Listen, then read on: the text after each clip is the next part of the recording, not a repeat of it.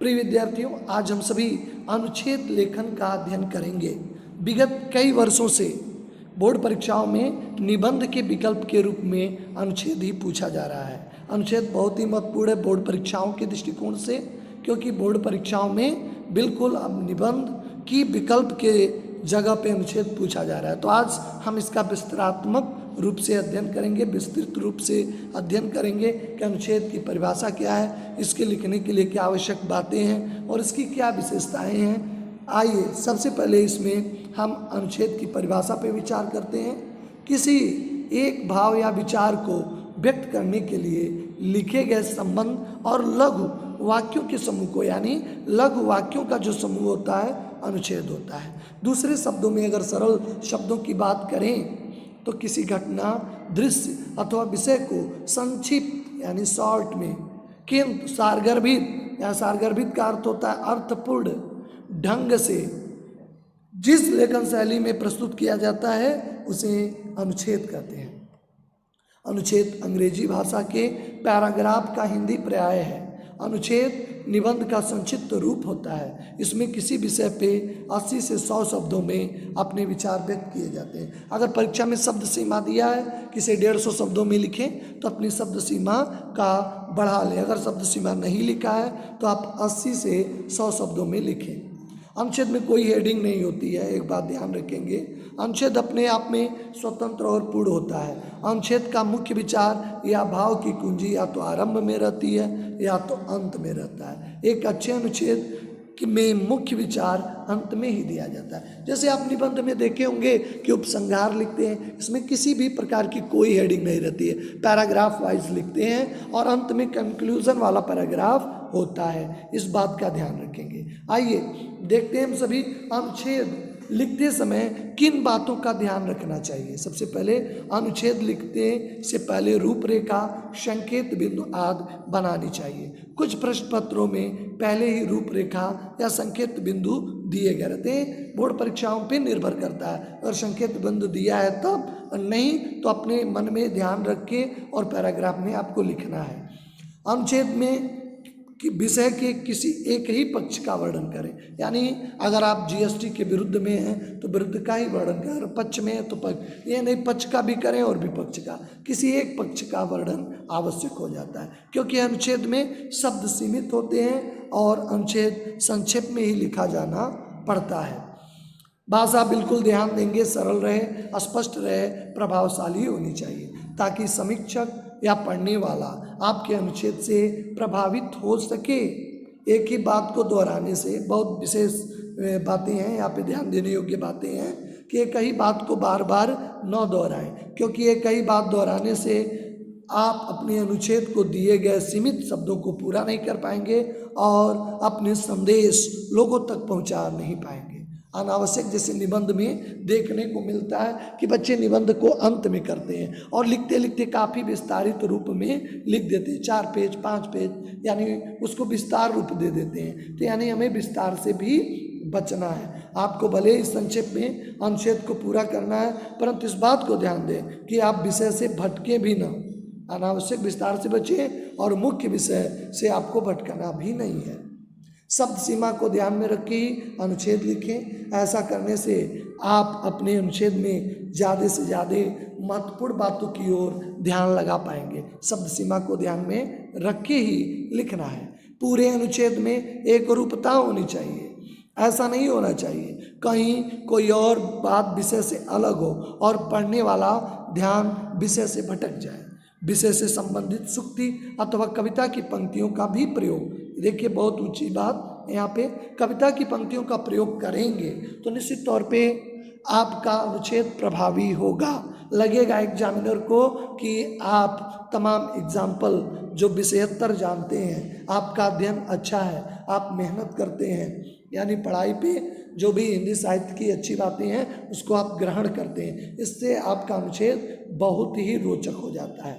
अनुच्छेद के अंत में निष्कर्ष समझ में आ जाना चाहिए, यानी विषय समझ में आ जाना चाहिए। अंत में इसमें तो उपसंहार का हेडिंग लिखते नहीं है, लेकिन इस बात में निष्कर्ष ऐसा लिखें कि आप सभी को समझ में आ जाना चाहिए। अनुच्छेद की कुछ प्रमुख विशेषताएं हैं जो यहाँ पे हम सभी विचार करेंगे। क्या उसकी विशेषताएं हैं? अनुच्छेद किसी एक भाव या विचार या तथ्यों को बार बार एक ही स्थान पे व्यक्त करता है, इसमें अन्य विचार नहीं रहते हैं। दूसरा, अनुच्छेद के वाक्य समूह में उद्देश्य की एकता रहती है। अप्रासंगिक यानी जो रिफरेंसेबल नहीं है ऐसे बातों को हटा दिया जाता है। अधिक महत्वपूर्ण बातों को ही यानी टू द पॉइंट विषयों को जगह मिलती है। अनुच्छेद के सभी वाक्य एक दूसरे से गठित और संबंधित होते हैं। वाक्य छोटे तथा एक दूसरे से जुड़े होते हैं। अनुच्छेद एक स्वतंत्र और पूर्ण रचना है। इसमें कोई भी वाक्य अनावश्यक नहीं होता है निबंध की तरह। उच्च कोटि के अनुच्छेद लेखन में विचारों को इस क्रम में रखा जाता है कि उनका आरंभ, मध्य, अंत आसानी से व्यक्त हो जाए, किसी को भी समझने में कोई परेशानी भी न हो। अनुच्छेद सामान्यतः तो छोटा होता है, किंतु इसकी लघुता या विस्तार विषय वस्तु पर निर्भर करता है। लेखन के संकेत बिंदुओं पर विषय का विस्तार का क्रम करना चाहिए। यानी कोई आप बिंदु बना लीजिए कि पहले कौन सी बातें कहनी है, मध्य में कौन सी बातें कहनी है। अनुच्छेद की भाषा सरल और स्पष्ट होनी चाहिए। आइए अब हम कुछ उदाहरणों से अनुच्छेद को समझने का प्रयास करते हैं। समय किसी के लिए रुकता नहीं, बहुत ही अच्छा विषय है। निश्चित तौर पे समय चूक पुनि का पछताने का बरसा जब कृषि सुखाने, इसका प्रयोग भी कर सकते हैं। निश्चित समय का हमारे जीवन में बड़ा ही महत्व है। तो आइए इस पे अनुच्छेद है। कोई हेडिंग नहीं है, आप देख रहे हैं, कोई भी शीर्षक नहीं है, सीधे पैराग्राफ में लिखते हैं। समय निरंतर बीतता रहता है, कभी किसी के लिए नहीं ठहरता। जो व्यक्ति समय के मोल को पहचानता है वो अपने जीवन में सफलता प्राप्त करता है। निश्चित ही जो समय की कीमतों को पहचानता है वही सफलता को प्राप्त करता है। समय बीत जाने पे किए गए कार्यों का कोई फल नहीं होता है, पश्चाताप के अतिरिक्त कुछ हाथ नहीं आता। जो विद्यार्थी सुबह समय पर उठता है, दैनिक समय पे काम करता हुआ विद्यार्थी को उठना भी चाहिए। कागचेष्टा बको ध्यानम स्वान निद्रा तथैव च अल्पाहारी गृह त्यागी विद्यार्थी पंचलक्षणम, यानी उसमें नींद की भी, यानी विद्यार्थी देर तक सोए ना, हमेशा अलर्ट मोड में रहे, आगे चल के सफल और उन्नत हो पाता है। जो व्यक्ति आलस में आकर समय को गवा देता है उसका भविष्य अंधकारमय हो जाता है। संत कबीर दास जी ने अपने दोहे में कहा है, निश्चित तौर पे बड़ी ऊंची बात है। काल करे सो आज करे, आज करे सो अब, पल में प्रलय होएगी बहुरी करोगे कब, यानी पल में प्रलय हो जाएगी बहुरी करोगे कब। यानी अगर हम जो कार्य कल के लिए टालते हैं उसे आज ही कर दें, आज को तुरंत ही कर दें। हमें खास समय का इंतजार न करें, हम हर समय को खास बनाना चाहिए। समय का एक एक पल बहुत ही मूल्यवान है और बीता हुआ पल वापस लौटकर नहीं आता है। इसलिए समय का महत्व पहचान कर प्रत्येक विद्यार्थी को नियमित रूप से अध्ययन करना चाहिए, अपने लक्ष्य की प्राप्ति करनी चाहिए। जो समय बीत गया उस पर वर्तमान समय में सोचकर और अधिक समय न बर्बाद करके अपने कार्यों पर विचार कर लेना बुद्धिमानी। देखिए इसका अंत आपने देखा, पूरा कंक्लूजन निकल आया कि समय पे विचार कर लेना ही बुद्धिमानी है। निश्चित तौर पे अनुच्छेद आपने देखा कि इसमें कोई हेडिंग नहीं है, पैराग्राफ वाइज आप लिख रहे हैं। शब्द की सीमा जैसा आपके पेपर में दिया है, क्वेश्चन पेपर में, उसका ख्याल करते हुए लिखना है। दूसरा अभ्यास का भी बड़ा महत्व होता है हमारे जीवन में।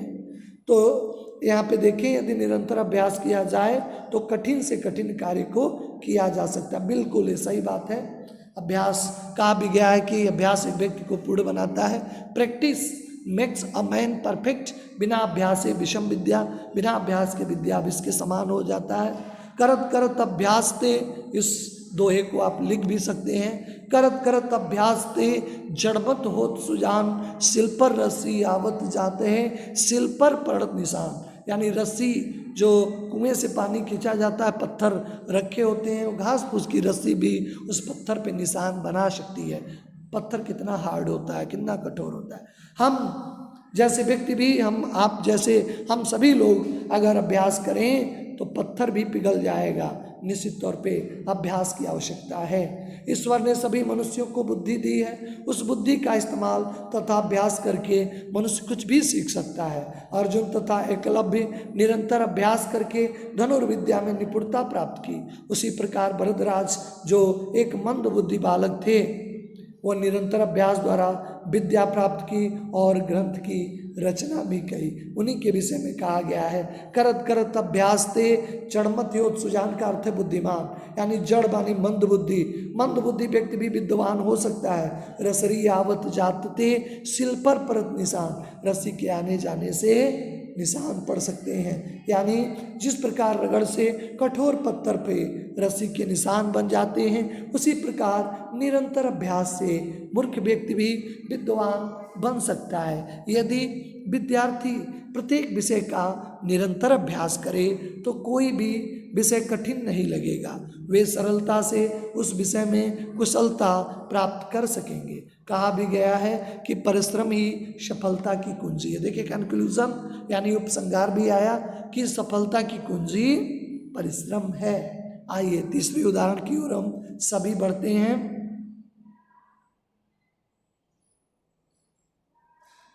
आइए हम सभी तीसरे उदाहरण की ओर बढ़ते हैं। मित्र के जन्मदिन का उत्सव है, आप इस पे कैसा भाव रखते हैं? मेरे मित्र रोहित का जन्मदिन था, उसने अन्य मित्रों के साथ मुझे बुलाया। रोहित के रिश्तेदार भी आए थे, किंतु अधिकतर मित्र ही उपस्थित थे।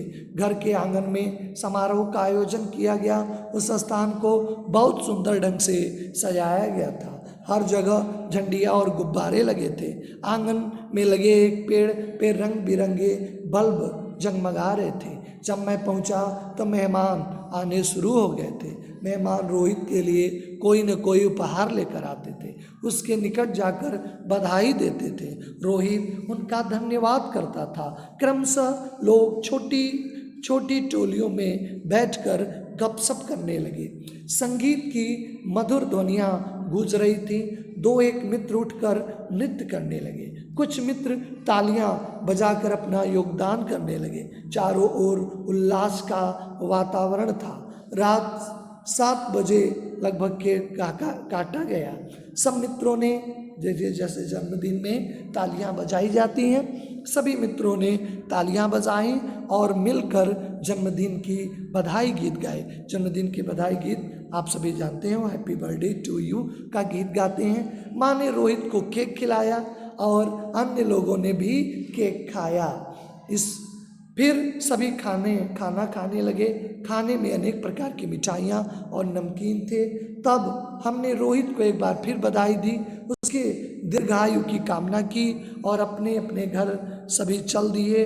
वह कार्यक्रम इतना अच्छा था कि आज भी स्मरण हो जाता है। देखिए, अगर इस तरह निबंधों की अगर किसी स्मृति की बात करते हैं, अगर निबंध होता तो इस तरह विवरणात्मक में आ जाता, लेकिन चूंकि इसमें कोई हेडिंग नहीं होता है, अनुच्छेद में केवल कैलकुलेशन होता है और पैराग्राफ में होता है। किसी भी एक प्रकार की हेडिंग नहीं लिखते हैं, केवल पैराग्राफ में ही लिखते हैं। तो इस तरह उसने जन्मदिन का यहाँ पे आपने एक संस्मरण देखा किस तरह लिखा गया।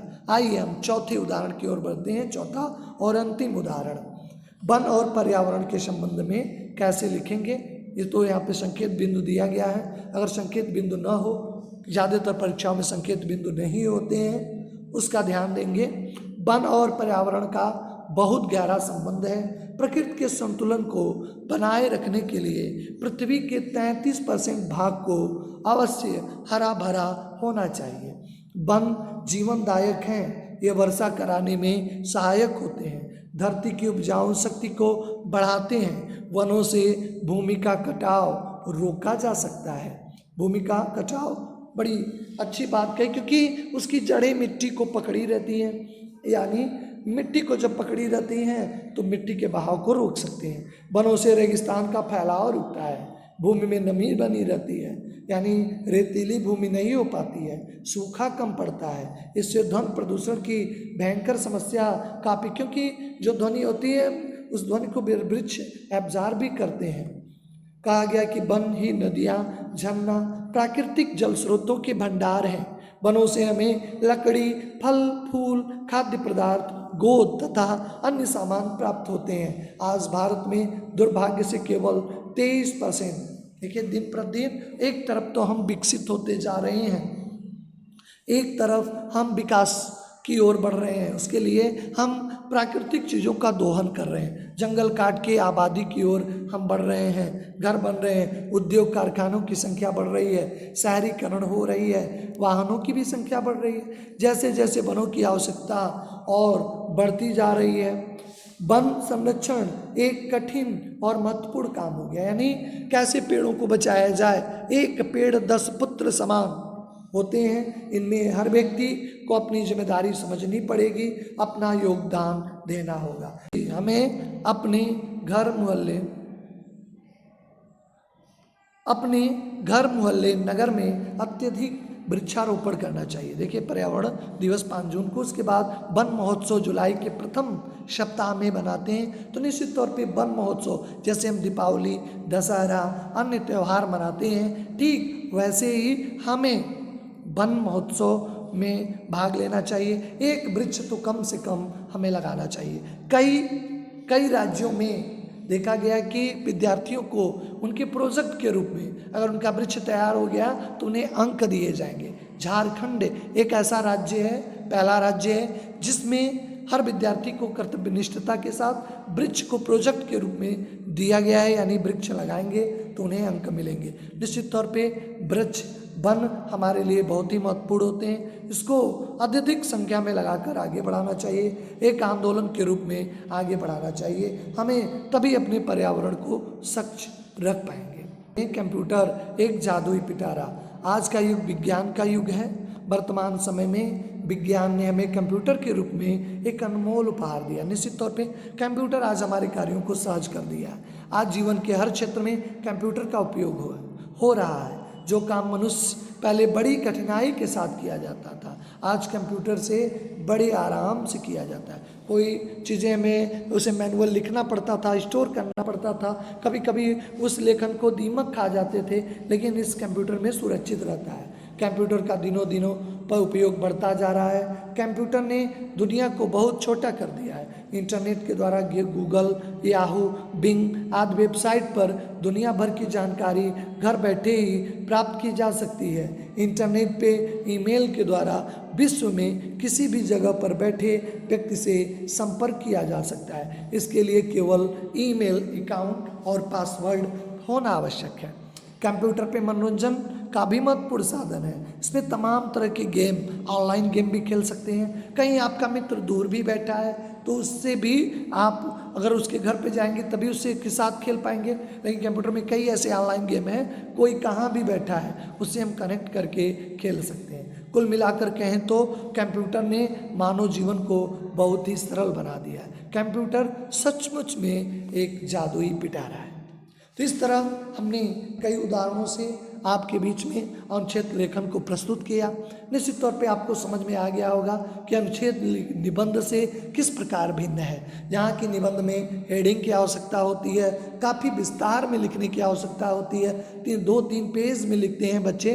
निश्चित तौर पे इसी को ध्यान में रख के बोर्ड परीक्षाओं के पाठ्यक्रम में इसे जगह मिली है। यानी अब आपको अनुच्छेद लेखन ही लिखना है, यानी संक्षिप्त में जो आपको समय, जो शब्द सीमा दिया गया है उसका अनुपालन करके एक भी हेडिंग आपको नहीं लिखना है। केवल पैराग्राफ चेंज करके आपको अपने विचारों को संक्षिप्त रूप से, सारगर्भित रूप से, यानी अर्थ को धारण करते हुए आप सभी को लिखना है। आशा है कि आप अनुच्छेद लेखन को बेहतर ढंग से समझ गए होंगे। बस आवश्यकता है आपको बस अभ्यास की।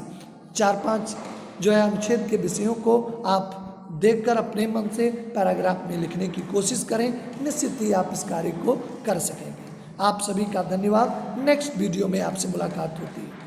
हिंदी उत्कर्ष चैनल को आप लाइक और सब्सक्राइब करें ताकि आपको नई वीडियो का अपडेट मिलता रहे और आप अपने ज्ञान का अर्जन करते रहें।